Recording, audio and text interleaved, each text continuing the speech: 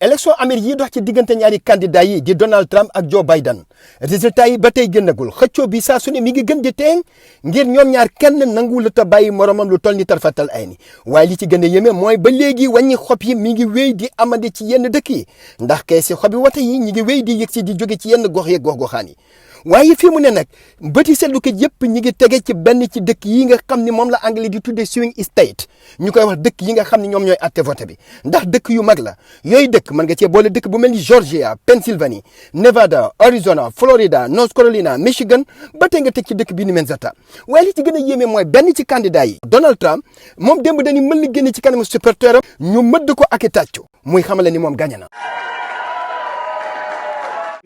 waaye nañ leen jóg nag ngir jekkandiku ngir amal ab célébration bu mag ndax liñ doon ko ci yëpp gagné nañ ko lépp gagné nañ ko centre yëpp dara desul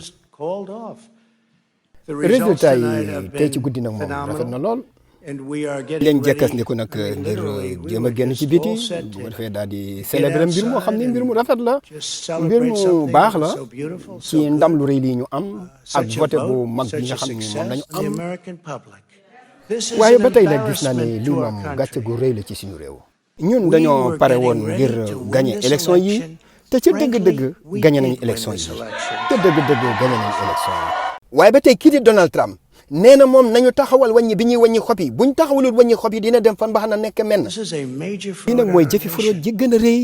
ci suñu nation looloo tax dinañ jóg dem ci fi nga xam ne moom mooy Cour suprême bu Amérique ndax li ñu bëgg mooy wàññi carte yëpp ñu taxawal ko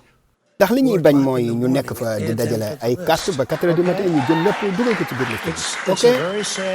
ca dëgg-dëgg daal lii dafa yërëmtalu lii daal pour man dafa yërëmtalu nag yéen mbokk yi déglu UTV international xëccoo dee daal di am ci diggante ñaari candidat yi candidat bii nee na gagné na nañ taxawal wàññi xob yi te vote bi jeexagut beneen candidat bii di Joe Biden ak i ñoom it jóg nañu gemb wàcc ci ëtt bi daan nañ wàññi xob yëpp ba ca xob ba mujj nañ déglu Joe Biden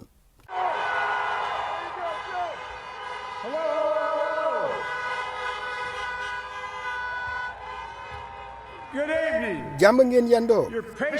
bëgg nañ nag fii mu nekk ngeen xaarandi xam nañ ne dinañ ñibbi waaye kan moo xam kañ la ñuy ñibbi mën naa am suba mën naa am lu gën a yàgg xoolal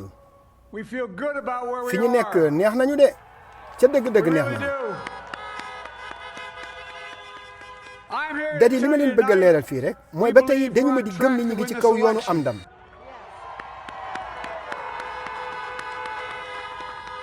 dadi li ma xamee loolu nag mooy dadi xob yi nga xam ne dañ koo sànnee ci poste bi te loolu musta am loolu dafay jël temps moo tax nag dañoo war a ànd ak suñu sago muñ ba nga xam ne liggéey bu am solo bi ñu ci war a def yëpp yemb na ngir ñu mën a fexe ba xob wenn wu nekk ñu wàññi ko xob wenn wu nekk dañ koo war a wàññi du man du Donald Trump kenn ci ñun amul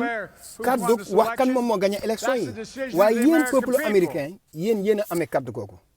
kon dëkk yi di ay swing state muy dëkk yu mag yooyu le ñaari candidat yi dañu koo séddoo muy bi nga xam ne moom moo gën a jafe li nga xam ne mooy wàññi xobi wote yi boole ci beneen jafe-jafe boo xam ne dafa wàlli si te jóge ci xobi wote yi bari yi kenn musta séentu te mu jaar ci poste bi moo tax ñoom noonu ñu séddoo dëkk yu mag yooyu le kenn ku nekk dafa am dëkk yoo xam ne moom moo fa teg loxo ndax boo demee fu mel ni Florida Georgia North Carolina ba ci Pennsylvanie kii di Donald Trump moom moo ko ngar dajjoo te boo jëlee kii di Joe Biden boo demee fële ci Minnesota ak Michigan ak Arizona moom moo ko gàlloo kon da ngay gis ni ñaari candidat yi fi ñu fëx jëm ak course la boo xam ne jeexagut ndax moom mooy ñaar téeméeri tomb ak juróom-ñaar fukk yi nga xam ne ku ko njëkk a matal yow yaay yor caabi Maison Blanche yilif Amérique te kii di Donald Trump mi ngi amagum képp li nga xam ne moom mooy ñaar téeméeri tomb ak fukk ak ñeent kii di Joe Biden mi ngi làkkagum rek ñaar téeméeri tomb ak juróom fukk ak ñett kon dafa mel ni caabi Maison Blanche mi ngi nekkagum di lang ñu xool fu wànneen du mu jékki bëtam ana kan moo koy njëkk a fokkar ci ëllëg